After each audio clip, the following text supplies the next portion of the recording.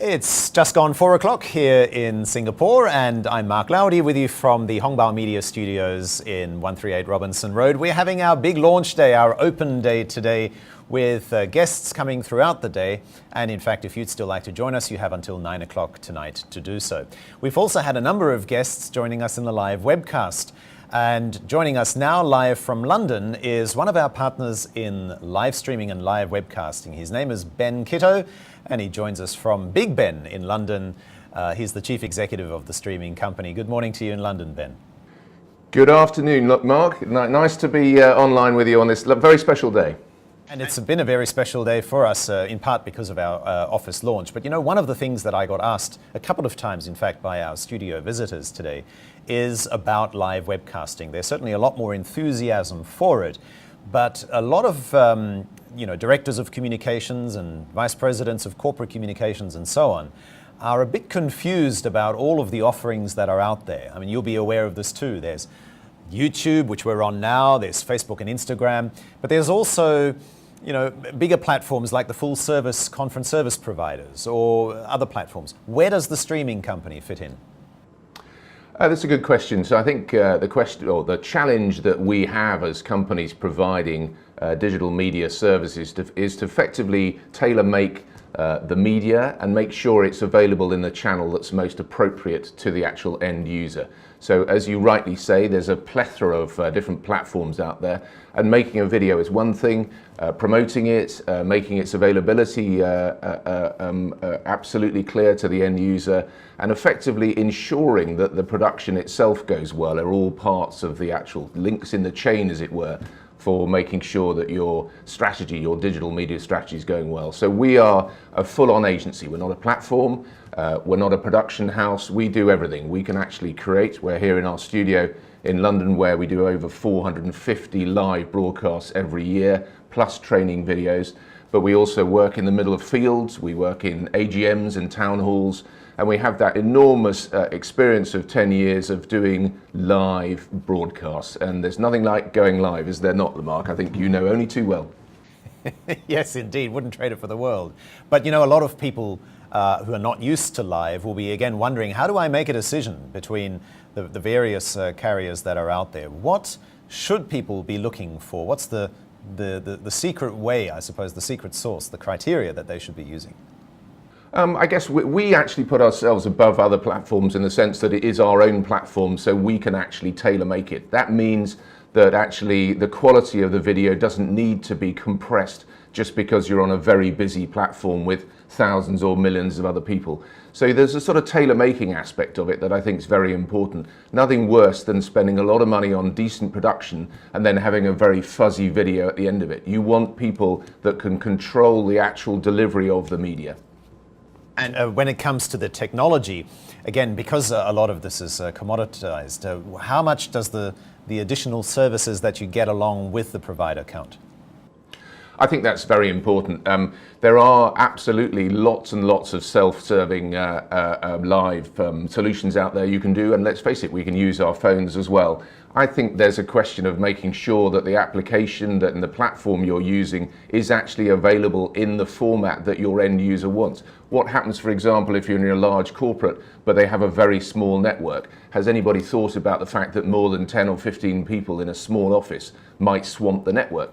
Those are the sort of challenges we actually face because we deal with it day to day, whereas someone probably with a camera or a roaming reporter with just a single SIM card might have a problem about thinking about the end user. And I think that's where professionals like our companies really sit down and help with the planning stage. In a very similar way, Mark, to the way that you do a fantastic job in training people being in front of the camera, we actually are more the deliverable parts, and that's why we really enjoy working with you, for example.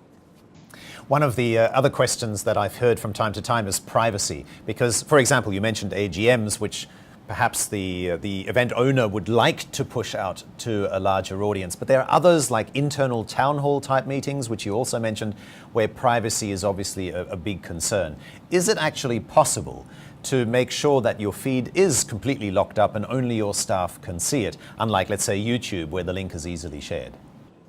Very much so, and I think that is the slight worry that by clicking the wrong button on a public platform, you could be unwittingly allowing your very secret information out. We do a lot of very sensitive advanced communications within companies themselves prior to actual market information being released. It might be information about their competitors. Very sensitive indeed. So yes, one of the reasons that we actually pride ourselves running our own platform is that it is fully secure. So we can offer that sort of encryption and complete privacy for our clients, which, as you say, it could be either if they're a trading company, we've got to be very careful about what's being talked about internally without the normal press release to the stock exchange, for example. So yeah, those are very real living problems that people face. And dare I say, YouTube is a great platform, but I wouldn't use it for something as sensitive like that, for example. Any final comments then in terms of maybe some examples of the sorts of perhaps more challenging projects that you've had to deal with, for example, in terms of privacy, being on location perhaps, and so on? Yeah, I can give you some couple of sort of samples we've done. One of them, we had a conference within the Tower of London. Actually, it's an iconic building here in London, and it straddles the River Thames. And we had no communications there at all. And when we did our pre-planning, we weren't completely aware, maybe I should have learnt my history, that inside the lovely stone building is actually complete ironwork, and our 4G bonded unit that we were using for internet connectivity had a bit of a problem. So my tech scrambled up to the outside, attached an aerial, and off we went. But those are the joys of going live in areas where there's absolutely no connectivity at all. That's quite a fun one. I think on a more serious level, we're often doing town halls, as we just said. I think probably the funnest part was doing a live broadcast to a politician. We didn't really know what it was, and the day before we were going live, we realised that there was an awful lot of security and the whole building was shut down. And I said, could we possibly inquire as to what level of security? We've done various prime ministers and things before. And they went, yeah, it's the White House. And I said, I'm assuming that's not the agency called the White House. He said, no, go and talk to the media company. So we talked to the press office, and about 4 hours later in came Michelle Obama. So we were very privileged to do a live broadcast for the States from London for that one. So you never know what you're facing, and I think I'm very proud of my team that we're very flexible, and we take an awful lot of kit along just in case the unknown happens, and that's probably a good mantra in life. Yes. Well, indeed, the reason why we like to work with you is because you and John and Bill and the guys are actually broadcast professionals. And perhaps that's another learning that often people think of webcasts as, getting out your phone and streaming something on YouTube, when actually it does require the rigors of a broadcast professional to be on board. One final question, Ben. Of course, we can't be speaking to you in London without bringing up the ugly B word, Brexit. Has that impacted business in any way? Perhaps as companies look to communicate more internally, and what will it feel like to be in a foreign country after the 29th of March? Well, it's a very topical point, isn't it? I think life will carry on. I don't think the UK will suddenly disappear and float off into nowhere or sink. We obviously have to face the challenges that we are, and unfortunately we don't have any great say in it. It's a bit of a political mess, if I want to be honest with you. But let's be positive about it. We are a pretty large economy. We have got some incredible talent within our country, and we have an amazing cosmopolitan makeup of the country, which makes it, I think, very, very promising in terms of our opportunities going forward. And quite frankly, we just need a deal. So once we know either we're in, we're out, I don't really mind. But what businesses have to think about is how they plan ahead.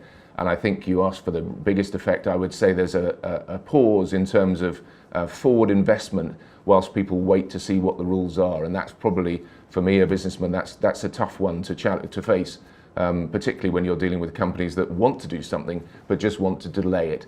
So I suppose we're seeing that effect now, but hopefully once we've got a decision either way, we can then deal with the dice as they land.